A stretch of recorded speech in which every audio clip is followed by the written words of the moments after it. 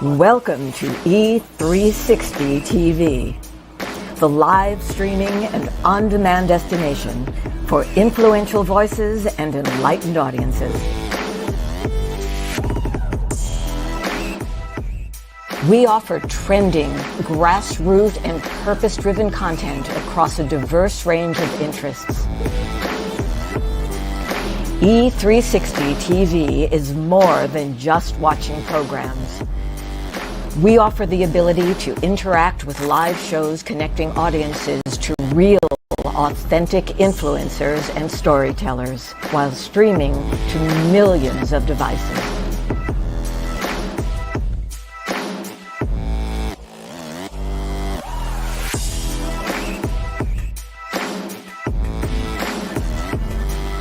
Real experiences. Raw conversation. One destination for it all. E360 TV. Hello, hello, hello. I have a question for you. Have you ever felt completely lost? You know, seeking purposeful direction that could and should propel your mission within your divine journey to that next level, but still it hasn't happened. Well, my name is Loren Harris, and I'm the founder of P3, the Journey Series. People come to me because they're wounded. Many are scared, and even there are those who are bruised simply because they feel that they are increasingly, for whatever reason, losing their ability to dream. Now, this P3 program is not for a person who's just looking to start a business, no, but rather for those of you out there who have been on your journey and you've been navigating within your divine purpose, but you still desire to elevate to that level that you have not reached yet. If this is appealing, if this describes you, then I want to have a chat with you. I want to hear your story. So use the link below to get registered for your free seat at P3, the Journey Series. And let's get started, one story at a time. I'll see you inside. Click the link.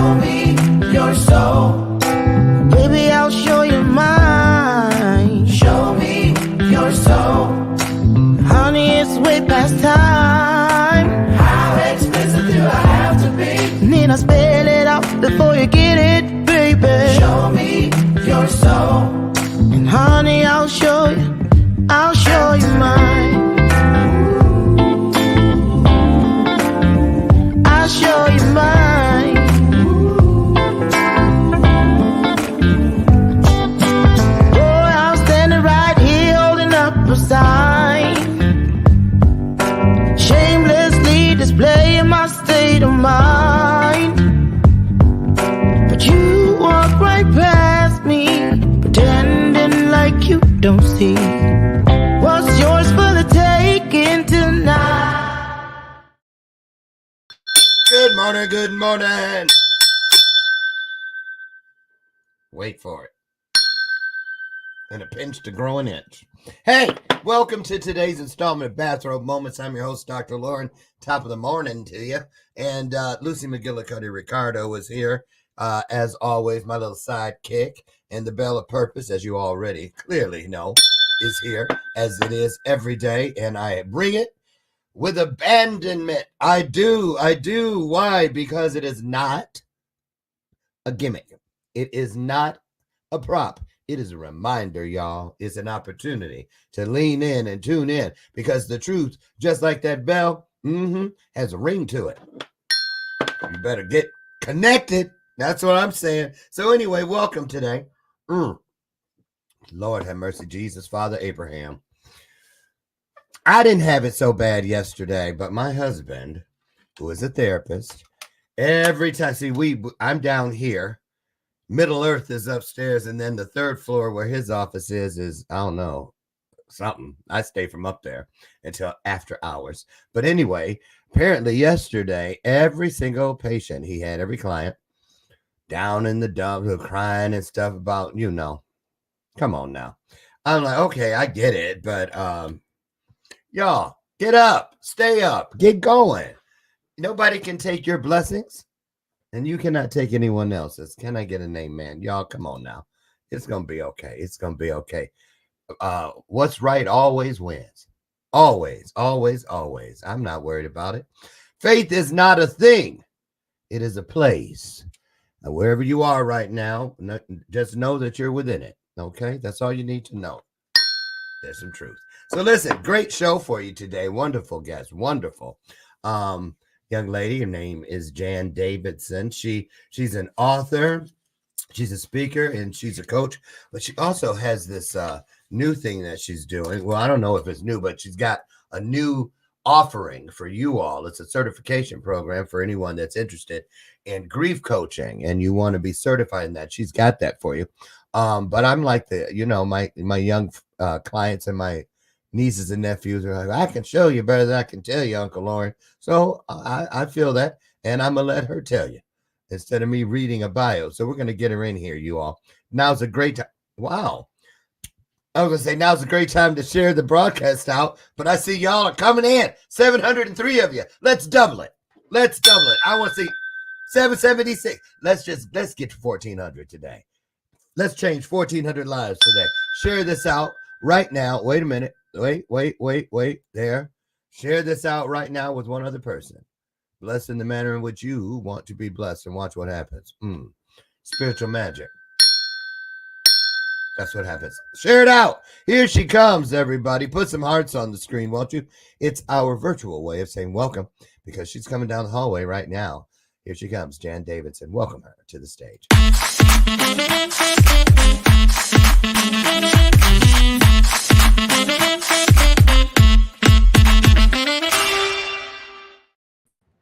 Hey, almost to 1,000, and we ain't playing today. I know who did get out of bed. Oh, 1,079. I'm going to quit saying it now because we're already there. Good morning, Jan Davidson. Good morning, Dr. Loren. It is amazing. I love your energy. Thank you. How's your brother, Harley? Harley is not sharing any of his money with me. And I know that's right. I need to talk to his parents about that. It's actually my husband and I used to ride motorcycles, and this year we decided that we're getting older and the traffic where we live is treacherous sometimes, so we actually sold them. So we are totally back in cars now. I know that's right. Well, wow. Well, we'll have to come back around to that one. I have some questions about I have a friend. Well, Dr. Jan, she's a coaching client. I can do this. Y'all know Dr. Jan's been here many times. She's a show on the network. Relationship Matter show, and she's 82 years old, and that's one of her dreams. She's got that little outfit, the jacket and pants and leather, and she said she's always wanted to be a motorcycle mama. It's really like her dream, and so she says it's still gonna happen. We'll It might tell her one Janet stop so she can be the Janet that starts. Oh, see how she did that? She can I take know my one place. thing.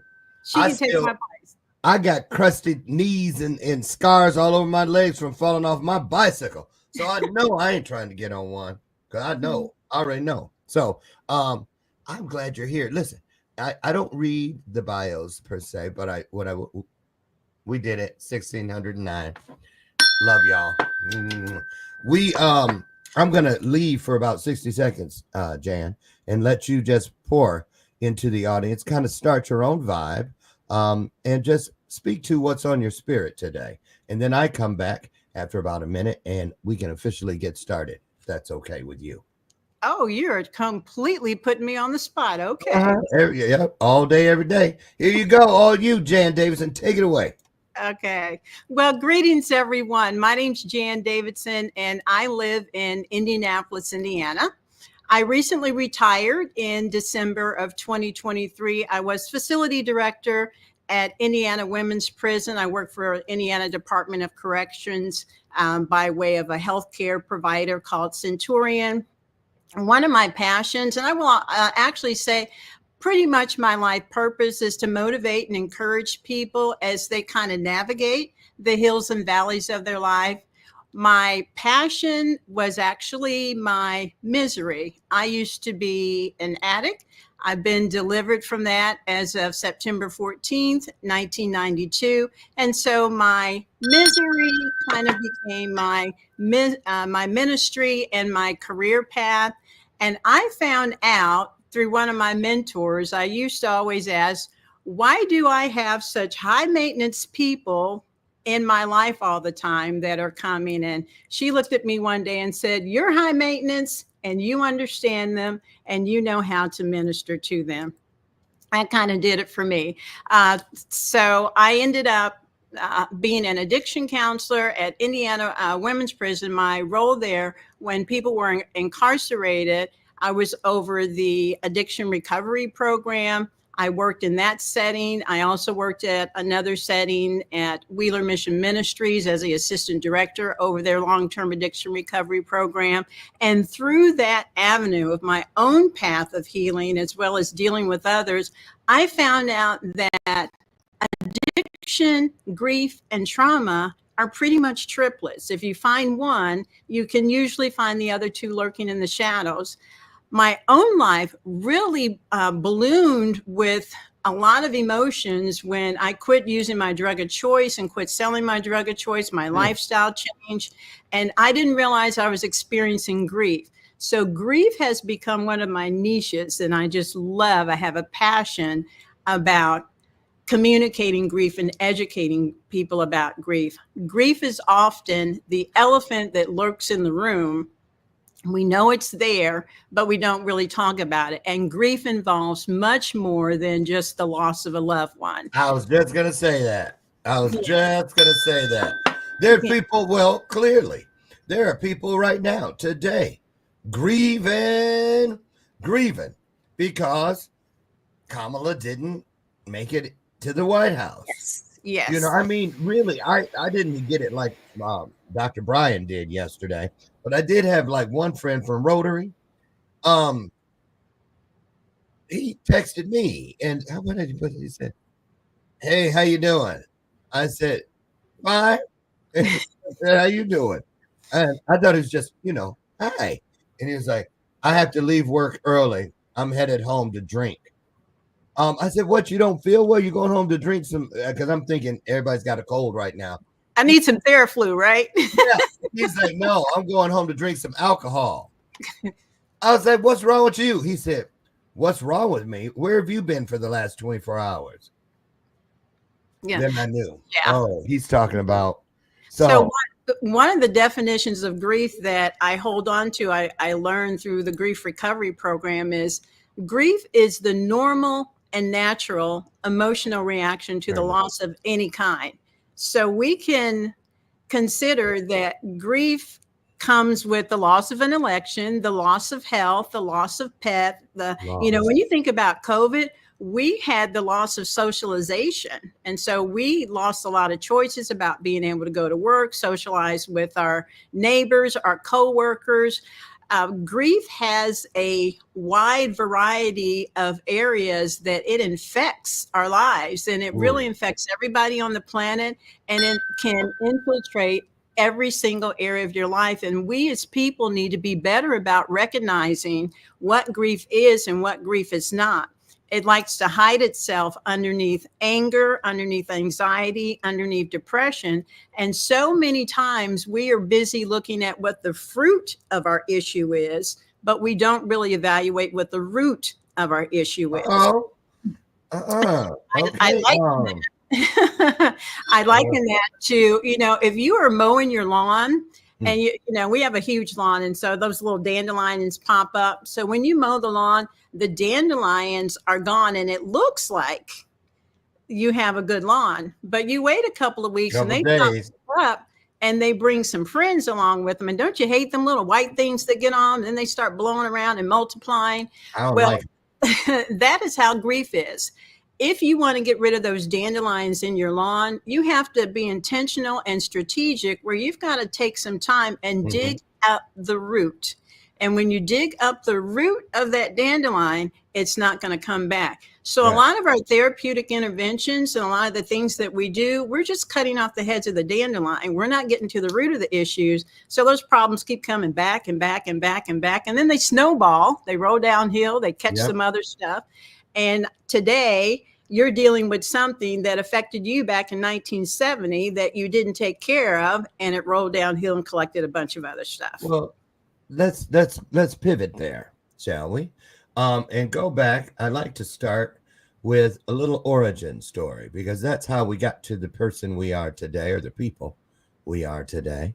And so you mentioned, it's so interesting that you worked in the correctional system, but post, I don't know if you were incarcerated, but post almost in the correctional system yourself, which is unusual, because a lot of people, just like a lot of, I heard one of the things I heard over the election weeks and weeks and weeks was one guy, a Latina guy on CNN said, they pushed me over to Trump because they called the Democrats called my house and said, do you want a convicted felon in the White House? And he goes, well, hold on. I'm a convicted felon. And he's going to get to vote. You see what I'm saying? And so that pushed him over.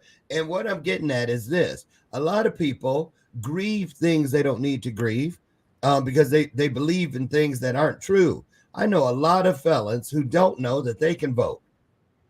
They stayed home the other day. Okay. And so I want to talk about how you got past your past. I did, and so many others, but there's still those who don't. So I wanted to just, if we could, focus a little on what was it like? So you said you had a drug of choice and you actually sold the drug of choice. That's unusual too, because that's when they be messing up the church's money. Somebody come, you better go over to Pookie's house and hide, because Sam out looking for you. Right? Messed up the church's money. Talk to us, if you could, about, first of all, when people look at you today, they go, especially when you serve like in the prisons and stuff, when you were there, were they like, what in the world? Did they know? And how is it that a person like you, looking at you from the outside, Jan, no one would ever think that you came through that neighborhood? Talk about that. How'd you get there, and how did you get out? So one thing, how I got there, so many of us, let me back up for a minute. I grew up in a good home. I had a mom and a dad. They both were educated. My dad was an architect. My mom was an executive for Blue Cross Blue Shield. I only had one sibling. I had a brother, but we had a good upbringing. My addiction started with just being a 12-year-old curious young girl. Well, I started drinking alcohol, started smoking cigarettes. By the time yeah, we like to do a little exploring. So were you hanging out with teenagers, adults? How did you get your hands on that at 12? Well, we would steal cigarettes from some of the aunts and the uncles, and I had a friend that would always take cigarettes from her parents, and so we were experimenting. We were just trying to be. You start experimenting with some stuff you don't have any business experimenting before you know it, it sucks you in. So we were just experimenting with smoking cigarettes, drinking a little, I don't know who's on here, but if anybody remembers that cold duck and cold turkey, then that kind of dates your age a little bit. I bet that. Wait, what about Food Farm, Pickle Pink or Strawberry Hill? Mad Dog 2020, those kind of things we were doing. And so we were doing that. And by about 13, 14, I started smoking marijuana.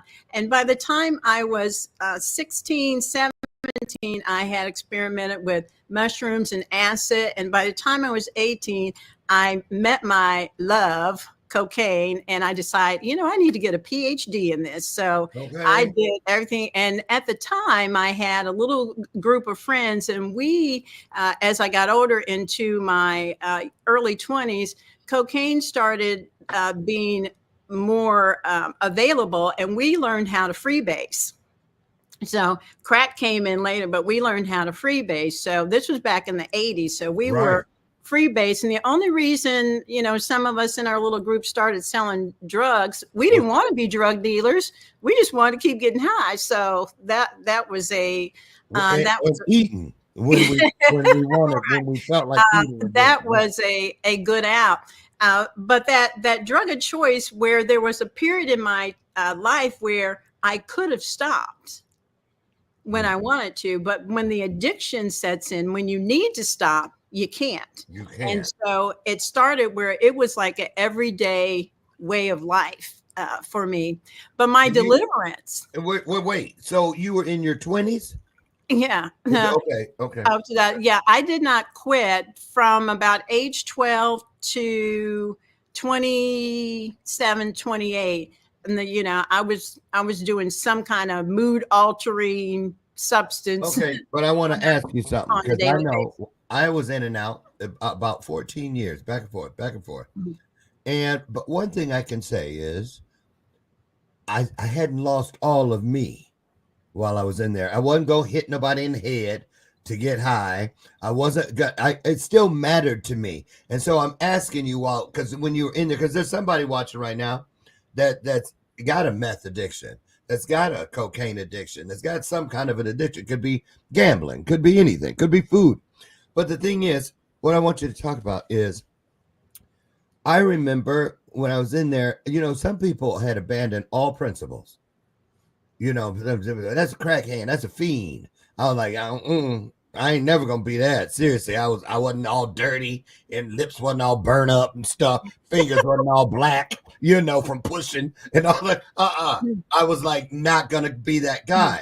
So I want to ask you, when you were in the depths of it, if some people call it their dark night of the soul, you still knew, didn't you, that and I'm not gonna eat me alive. I'm getting out of here sooner or later, didn't you?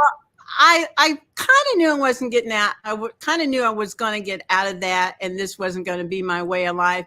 I also still kept, this is going to sound horrible, I also still had some morals about me when I was selling drugs.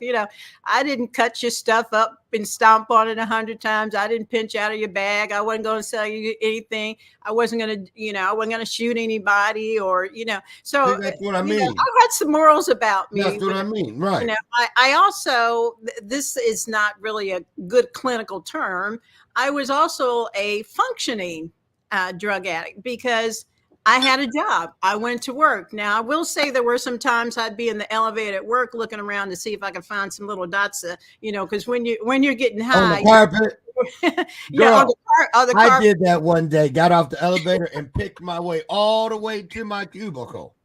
Yeah, because when you're, when you're freebasing and you run out, everyone's now looking on the carpet to see if you drop anything, just like they did with, the crack cocaine came out. Crack is a lot less expensive than freebasing because they step on it a lot and you get that little bit. But we cooked and rocked up our own stuff. But I knew that I had some morals, and the good thing about it was Ron and Van Miller, because I had to go back home in my, in my early addiction. So there was a certain way you still had to act when you went home, and they knew people out in the street. So I learned how to be a chameleon too. And to put on whatever face I needed to have based on who I was around. So when I went home with mommy and daddy, I still looked good, because even when I was in school and I was doing drugs, I was a straight A student. I was on the honor roll. I could manage that. There's a lot of people. And they had my parents, until I was delivered and told them what was going on, they had no idea. They knew I smoked cigarettes, and they were suspect that I probably smoked marijuana, but they had no idea that I was doing some hard drugs. One of the things about it, that helped me get out, believe it or not, thank God for this, he kept giving me a reoccurring dream where every time I went to sleep, I had the same dream that I was in the grocery store line, and I was at the conveyor belt, and when I got there, it was just me and the checkout girl. But then every time I turned to put something up on the thing, first it was a woman from church, and then behind her was somebody from the dope house, and then behind them was somebody who drove me to go boost, and then it was all the different faces that I wore. There was somebody that knew a different one, and my biggest fear in this reoccurring dream was that they were going to see my face and go, Loren. And then other people go, how you know her? What you doing knowing him? That I was going to be exposed, and it was torture. It was torture. So talk about that, if you can, as we transition into which do you think was harder? Wearing all these faces and keeping them straight, or the actual addiction itself? Because that's an interesting question. And I would probably say trying to keep all my faces straight was a little bit was harder. I used to tell people, if you had opened up the dictionary years ago and look at the word liar, you'd see my little face sitting there, because you tell so many lies that you don't even realize that you're lying. So you pretty much, your lie starts becoming your truth. And you get so caught up in it. And that, when I was younger, that's how my mom used to catch me in lies. She would ask me the same question. She'd ask me today, then she asked me 2 days later, then she'd ask me a week later, and then she'd sit down, she'd have all my stories. She'd be like, well, this don't match with this, and this don't match with this. And I'd be like, and then I'm still trying to lie my way out of that. And so that was stressful, that because I had to be one way at work, one way with the family, one way with friends, one way with my other friends, going for this, and so that was really, really difficult to juggle. The deliverance, you asked me about that, so I want to tell you real quick. What got me out of that lifestyle? I had some friends, and I'm gonna name their names. So I had some friends in this little ring that we had. And one of the guys' name was Forrest Dickerson. He's known me since I was 12. He is still a dear, dear friend. I call him my big brother. And his father had died. Of course, you go to the funeral. And he got delivered at that funeral through church, through the Lord Jesus Christ. And he's very evangelistic. So he's like, I'm coming after my friends. And he would call and try and catch me and talk. And I knew something had changed about him, but I didn't know what it was, but I didn't want no parts of it. And so I would like brush him off the phone. And he called one day. I was on my way out. I was going to go out with my cousin. He goes, what are you doing? I said, hey, I'm going to go hang out with my cousin. And he said, what? He said, what? No. And I told him, I'm getting ready to take a shower and I'm going out with my cousin. He goes, oh, I hope you don't slip in that shower on a bar of soap and die. And, I was in my 20s. I can't remember exactly how old. I think I was 27, 28 years old. I had never in my life thought about dying. Mortality had not even been, I don't know. I guess I thought it was forever. But that captured my thought. And I'm like, nah. And he gave me the gospel over the phone that night. And I was so scared about dying. And he told me, he was telling me about this man that he met, and this man was going to really had changed his life, and I needed to meet him, and it was going to change my personality. And he had all the money in the world. Money? What you talking about? Okay, I like money, Oh, but you he was went up talking about there, Jesus. huh? He was talking about Jesus Okay, Christ. well, Jesus, He was talking about Jesus Christ, he and so was. yeah, he gave me Okay. the gospel over the phone that night to let me know that Jesus died on the cross for my sins, Mhm. was buried and rose again on the third day, and I can have eternal life and be delivered from that lifestyle. And that was the day I'm sorry, that was September 14th, 1992. My life changed. Wow. Mhm. Now, listen to this. This is about the fourth time I ever shared this. I should be shame, shame, shame. But this is how bad it was for me. I promise. I was trying to impress my birth mother because I'd only known her a couple years at this point. I was still trying to impress her. And so I'd been going to church with her, and then she had talked me into getting baptized. I was still using, and then I'm at backstage waiting to get in the baptismal pool, and I did a door. I got on the robe and everything, so I'm like, "Well, did a door. I could stand right there and hit this." Stop! I did. I stood right out there and I hit. I was like, right, and then they called my name, and I had it. Do you know I got in the baptismal pool? Let them dunk me, and I couldn't hold a hit no more underwater, and I let it out, and people in the audience, it's horrible, said that the bubbles came up, and when they came up, smoke went everywhere. And people like, it's the Holy Spirit. Look. Like, I know. That's how bad it was. But it wasn't so bad that I couldn't be delivered from it. But I'm telling you what, I know this. Many times in that addiction, we're gonna move on from there. I heard it. I heard it. It's clear as day. Loren, find something that you can say that you love unconditionally, that is attached to true love. Because outside of that addiction, it is the most powerful force on earth. And that's what helped me get out. I needed to find something that I unconditionally loved because it wasn't me. It Mhm. wasn't me. It was my mom, finding my mom. And That's so awesome. yes. That's I really thought I couldn't get out of it. It was that's why I spent so much time on this particular point today, because it's nice to sit here with you and just and remind myself by listening to your story of man, it's just amazing, isn't it? What God will it. do. Isn't it It just is. amazing? It is, and let me just say this Huh. one thing. I don't know if anyone remembers that movie New Jack City. I know you do. Yes. And Chris Rock was on there, and he was playing the role of a drug addict. And people don't understand when you're in addiction, they're like, just quit. Why don't you just quit? And I'm like, it's not that easy. And the Oh, Chris what? Rock in there, there's a scene in there, and he says, it be calling me. And that's what addiction does. It calls your name. It doesn't matter if it's porn. It doesn't matter if it's exercise, work, substance abuse, alcohol, gambling, Whatever.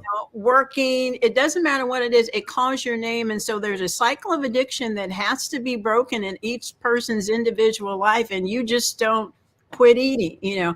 I tell people, obesity is a huge problem in our in our society today, and that is an addiction. And so when they look at people that have an obese problem, I'm like, don't pick on them, because it's a brain thing, and they need to work on reframing the brain and redoing, just like you have to with internet addiction. If I Yeah. took some people's phones away from them and told them you can't be on That your used to be phone my for the problem next too. 3 Yep. days, they're going to go through withdrawal just like I did when I didn't have my drug of choice. I thought that not so long ago, a couple years ago, about my phone. And my husband used to say, "Hey, my goodness." Um, Now it's him watching cat videos. Um, right. Um, but I left my phone in the Uber when we were going to our place in Mexico. So that was 10 days I was gonna be without it. I didn't know I could do it, but I've never been the same since. I don't, Mm. I could care less about that phone now. Yeah. Seriously. So that I mean, too. But let's go to this. Let's go to this part. Let me ask you this. Because when you said what you said about why don't you just quit? True. Because even when I did quit, I think it was 3 or 4 years that I still had drug dreams. Do you remember those? Did you have those? Where you'd be living the regular life and it'd be so real in there. I mean, just if I didn't have my higher power holding my hand all the way through, I know I could not have done it. mm, So I want to ask you this, since you talk about grieving. Did you ever grieve? I know it sounds crazy, but did you ever grieve the loss of that life at first? yes, absolutely. Me too. Absolutely. Keep in mind the definition for grief. Grief is the normal and natural emotional reaction to the loss of any kind. I lost a lifestyle. I lost socialization with people that I was used to being around. I lost an income. Okay. I lost an identity. I An had an identity. identity. Cause so then you're thinking about, what am I going to do? I'm not going to have friends. What am I going to do for an identity? What am I going to do for the extra cash? I need to go shopping. There are some things that we don't realize that cause grief that actually do. And we have to get back to educating ourselves in a better way for our society so we can handle things. And you mentioned the election. Yes, there are some people that are tore from the floor up and sad and everything else and are grieving because that was a loss. Yeah. And what do you do behind that? There's some things that we should do, and there's some things that we shouldn't do when people are grieving. I believe when we have that emotion of grief and those emotions that come along underneath it or over top of it, we need to go ahead and embrace those emotions as long as we're not harmful to ourselves or harmful to others. And as children, so often we program our children from the womb, you fall, you're okay, get up. Your friend doesn't want to be with you anymore. You're fine. You'll find another friend. Your cat died or your dog died. That's okay. We'll go get you another dog. So we start training people that don't show your emotions because you're okay. And then you grow into an adult, and it is very difficult for you to articulate what's in your little head and what's in your little heart because we've been conditioned as kids not to communicate our emotions. That is so powerful. Here's why I say that. And you're right.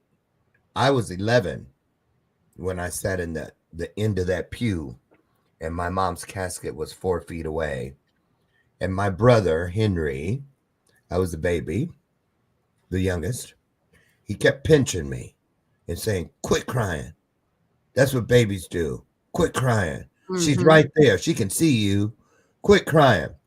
And do you know, it wasn't until I was 26 years old and I went to and received NLP. Neuro-linguistic programming.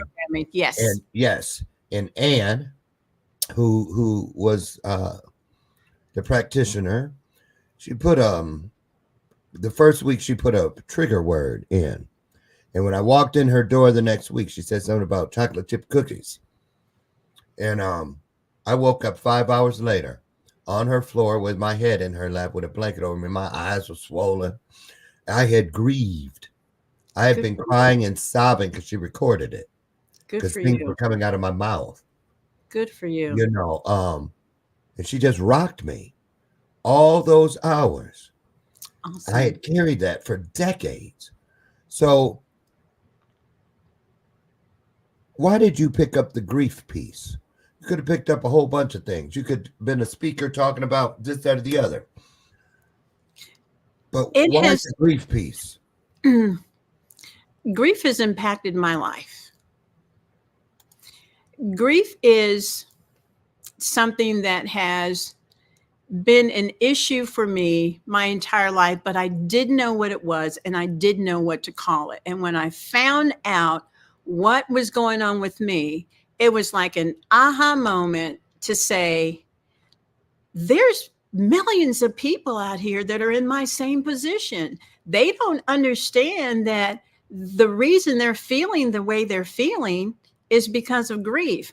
They have no idea that because my friend, when I was in 6 years old in first grade, came back, I was supposed to go to this party, and she came back and told me, I'm sorry, you can't come because you're Black. I didn't realize that that was a grief thing for me. My parents said, oh, don't worry about it. You'll have more friends. When I went to school, her parents had told her, don't play with me anymore. So she didn't play with me on the plane. She was Jewish. And we were the best of friends. But, I was born in 1962. So. Oh, yeah, me too. Yeah. And so back then there were still some different mindsets. Things are changing a little bit today, but we still have some struggles. But as I've looked at some of the things along my own path of life that were grief, and I had no counsel, no explanation, no anything. And here I am in my 30s, just realizing that some of my behaviors in my 30s are because of what happened to me when I was 6 and 7 and 8 and 9 and 10 years old. Another thing that happened when I was 6 years old, my grandma Charlie died. I love my grandma Charlie, loved her to death. My parents' explanation, she's in a better place. Now you tell a 6-year-old that. So I'm thinking, well, where is she? Let's go get her. Right. So, I asked for days. Well, let's go get Grandma Charlie. I finally got a whooping behind it because. Didn't I tell you, shut up asking about Grandma Charlie? Right. Yeah. But here's the thing. We have got to quit lying, even to our children, about death of a loved one, death of a pet. Let's be real. They're not in a better place. It's okay to tell a 6-year-old your grandma died. And it's okay to explain on their level what is going on. We need to be truthful. We need to have better conversations in our homes about these kind of things. So when you're an adult, like I was an adult, you don't have to go get all this counseling and therapy to figure out what's going on with you. So that you can unravel a lot of stuff that is going on, if that makes sense. It makes a lot of sense. And here's another thing. I grieve today. I really do. But not to the point where I'm willing to breach the boundaries that I have to live within for my own sanity. And what I'm talking about is in both of my families, my adoptive family and my biological family, I'm the anchor baby in both. And so I feel like I had a relationship with both of those women, unlike any of the relationships my other siblings had with them. And here's why. Because when both of those women passed, there's 5 of us in each family, and I'm the 5th in each family. They all went asunder. They're estranged. They don't speak to each other. The adoptive family, that's been since 1974. My other family since 2012. My biological family since 2012. And the same outcome. And so I grieve that. I grieve that why, when the matriarchs disappeared or transitioned, everything they built disappeared with them. And so sometimes we grieve. For probably a couple years after my birth mom died, I would wake up on certain days and it was just like it was yesterday because I want to tell. And then I'd remember she was gone. And that's when I started realizing I'm not still grieving her. I'm grieving the void that she has left. You're grieving. Yeah, you're grieving you're grieving the unmet hopes, dreams, and expectations. You're grieving the conversations that are never going to happen again, the dinners you're never going to go to, the socialization that you're never going to have. You're grieving the loss of that relationship. And so that's a huge thing when we're talking about grief. The end of when the loss occurs is one thing. And, this is another, I'm going to throw this little thing in here so people will know there is no closure. I want to cringe when I hear people say you just need to get closure to that. So you want to tell me that my dad died in August of 22, that I was 60 years old. I'm supposed to put a period at the end of that and just keep doing life. It's not a period, it's a comma, it's a semicolon, it's a hashtag. You've got to figure out at the end of that loss, how am I going to carry on and still have a memorable relationship with that loved one, so that the end of that loss, I don't keep staring at it for the rest of my life where the pain is greater. Correct. It's still, I'm feeling some kind of way right now. I really am. I tried to push it back down, but in that right there, you know what? If you want to cry, tell people cry. I will. Where I used to cry, and in certain cultures, we're often told sometimes, don't cry, and men oftentimes are told don't cry. Tears are a sign of weakness. Yeah. When I met my husband, we've been married almost 31 years. When I met my husband, one of the things that I loved about him is we were having a conversation and I saw him cry. And that was just so important to me, that I was going to be involved with a man that was okay with sharing and showing his emotions, because we bottle our emotions up. Yep. We need to learn, I have clients that I've worked with, and it's crazy to say that they need to learn that first of all, it's okay. Like I did. You need to learn, first of all, it's okay to share your emotions. And then secondly, how to share them in a healthy way. Now, you have this certification program, grief coaching certification. I automatically go like, oh, I know I couldn't do it, because I'm an empath, and I'm going to hold space, and I'd be like this, like you just saw. I'm just sitting here talking about, right. So let's ask, is there a certain criteria? What kind of personality, what kind of person makes a great grief counselor? Not necessarily. I think people need to evaluate their own path. My certification program is going to be on a platform called Transformation Academy, and it will be available in December. Transformation Academy has a huge repertoire of different kind of certifications that you can get. One of the things I wanted to do as I was creating this grief course was to make it available for someone who actually wanted to do some good coaching as a grief coach, but the content is also great for someone who just wants to be able to educate themselves better on how to support grievers well. Let me just give you a couple of things. A lot of times when someone has a loss, the death of a loved one, we're trying to comfort them, and I'll go, you know what, Dr. Loren, if you need anything, let me know. Have you ever said that before? Yes. Okay. Wrong thing to do. So what you just did to that griever is you threw something else on their plate. I got to figure out what I need.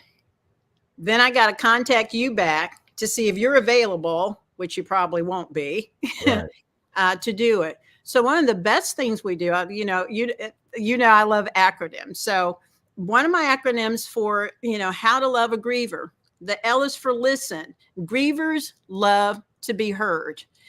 We like to tell our stories, and we like to tell our stories without you throwing your story at me. So I'm going to tell you about my mom died in 2018 and she had dementia and blah, blah, blah. And then you're going, oh yeah, I remember when that happened to me. And then pretty soon the focus gets off of me and it's on you. So when you're L, you want to love a griever, listen to their story. They want to be heard. Don't shut them down, because when you shut them down, you're not allowing them to express themselves with you honestly. They need safe sounding boards. That's why grief coaches and therapists and counselors are definitely needed. The O is for observation. If you want to love a griever, sit around, observe, look, see what they need. Now, I'm not that person. I'm not the talkative one. I have a friend, Nancy. She's got the gift of mercy, and she can come in and she'll do everything, and she knows what to say. If I'm going to come over your house, the dishes need done. I'm getting in the kitchen. I'm getting ready to do the dishes. You need cooking. The kids picked up. So I'm not going to ask you what I'm going to do. I'm going to look around and I'm going to observe and see what needs to be done. And I'm going to tell you, because most grievers are going to say, you're going to ask me, are you okay? Like, I'm fine. I'm fine. The V is volunteer. Once you've observed, do some volunteering. Volunteering. What are you going to go out and do? I've observed what this person needs. I'm going to volunteer to do it, whether it's money, whether it's time, whether it's effort. Just don't give those words. If you need something, call me. And the E is just embrace them holistically. Because one of the major things that happens with grievers, especially at the loss of a loved one, you're planning the funeral, you're planning the activities, and then our society doesn't give you any time off work. You got 4 or 5 days off work. After the funeral, everyone's gone, all the phone calls you were getting, all the food that was coming over, that starts to dwell. And that's when that grief really sets in, that the finality of the loss of that loved one. And that's when you really need support. But now I got to go back to work. Yeah. And then you have to grow into that person that's okay with, like, especially say it's somebody in your own house, a spouse or something, and then you have their closet, you have all their stuff, and you feel like the deepest sense of betrayal by getting rid of their clothes. I know people that have kept their spouse's clothes right where they left them for over a decade. I know a friend whose daughter died 15 years ago, and that bedroom is still a shrine, just like that girl left it. And it's like a real, talk about elephant in the room. When you go and visit, it's almost like you don't want to go, because you go to the bathroom, you walk past there, it's like, so it is different for all of us. So you said December, this is going to be available, correct? Yes, December it'll be available. I'll make sure that you have all the information, but it will be on my website, jandavidson.org, and also on Transformation Academy's website as well. So right now on Instagram, Growing Through My Journey, people can go over there, right? Yes, they can find what do they find when they get there? That is my Instagram. I will post a lot of informational stuff on Instagram just for some awareness. I think yesterday I posted something about effective communication or something like that. But I try and provide a lot of personal development information, because we as people, until the Lord calls me home, I believe we need to keep working on ourselves. We need to keep working on ourselves. Absolutely. And then you're also active on LinkedIn, and that's now scrolling along the bottom as well. So as we get out of here, what kind of topics are you currently speaking on? Because you're a speaker as well. Yeah. So if someone's looking for a speaker, what do you got for it? One of the things, one of your little partners, I was fortunate enough to be in a cohort with Les Brown earlier this year. And I was talking about, I am retired, and, some people I have talked to are like, you're retired, you need to quit working, but I'm chasing some stuff that I wanted to do with my life. And he said, you're not retired, you're rewired, and challenged me to create a speech on how to rewire your life. So that is one of the things that I am encouraged about, is helping people rewire their lives. Here I am with my acronyms again. So rewire, the first thing you got to do is release some stuff. So there's some things in our life. If I want to move forward, I got to release some stuff from my past. And once I release, the E is I've got to embark. So where am I going? I got to figure out what direction am I going to head. I need to move forward. I need to do something different if I'm going to rewire. The W is wade. There's some mess we got to wade through. Sometimes it's conversations. Sometimes it's people's attitudes. Sometimes it's my limiting beliefs. But I got to figure out what kind of stuff I need to wade through in order to get to where it is that I want to go. The I is for imagination. You know how children have such a vivid and unique imagination about things. And when we get adults, we kind of leave that. And we need to learn how to use our imaginations as adults to pursue the things that we want to do. The next R is for rearrange. One of my mentors told me years ago that, God has plans and we have arrangements. So don't carve anything in stone. So I might have a plan to do this, and then somehow it gets rearranged. It doesn't mean I have to quit. I just have to be willing to modify. And so rearranging things is going to be necessary. And then the last is for endure. We don't like, controversy. A lot of times we don't like obstacles. And so my old pastor used to say, Satan doesn't care what you start. He wants to figure out what can he do to get you to quit. And so we can be quitters. And so we've got to figure out how to endure. So I love to encourage people on how to rewire your life, because I've seen it happen with me when I came out of my addiction. When I thought about that's exactly what I did. I saw it happen when God changed my trajectory. Notice how I used your word. I know. My trajectory, because when I first started college, I was supposed to be an electrical engineer. That was my path. But God's path was, no, we're going to take this platform of where you actually have lived your life in addiction, and that's going to be your career path. And you're going to use that to minister and get to people who are high maintenance. So I love to encourage people on how to rewire their life and walk through the steps on what that looks like for you to do. Perfect. Sounds great. I love it. Listen, out of time, but not out of everything that serves us, energy and joy and all the great things. I wish we had more time today. But listen, you guys, get over and check Jan out. Her Instagram and her LinkedIn, we will take the liberty of dropping both of those links inside your comment section immediately following today's broadcast, which is here in just a moment. So get over and check her out. Jan, you're welcome back anytime. It's called the Turnstile Invitation, which means our door is always open. So please know that. Keep doing what you're doing. If you or someone you know is interested in many things, but in particular, maybe next year, becoming a certified grief counselor, check Jan out and all the other offerings she has. You won't be sorry. Now listen, you guys, get out of here. Find 1 E and 1 R today in your journey and take everything you already are, great to greater, bright to brighter, strong to stronger, and my personal favorite, kind to kinder. I will promise you that I will meet you, God willing, tomorrow morning over there on the front porch, where we can come together again in fellowship and have another illuminated conversation. Now, as I tell you every day, get out of here. Don't you let my screen door slam on the way out. And remember, Dr. Loren absolutely loves you, and there's nothing you can do, not a damn thing, to change that. Okay. I'll see you guys. Have a great day. Thank you. Thank you. Thank you. Great job. Great job. Thanks. Bye, everybody. See you tomorrow. Bye-bye.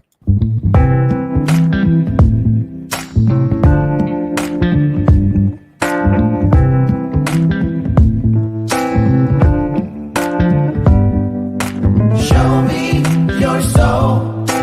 Baby, I'll show you mine. Show me your soul.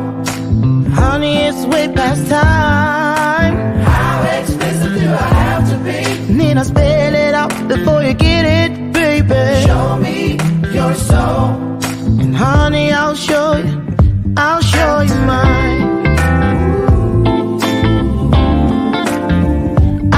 you mine.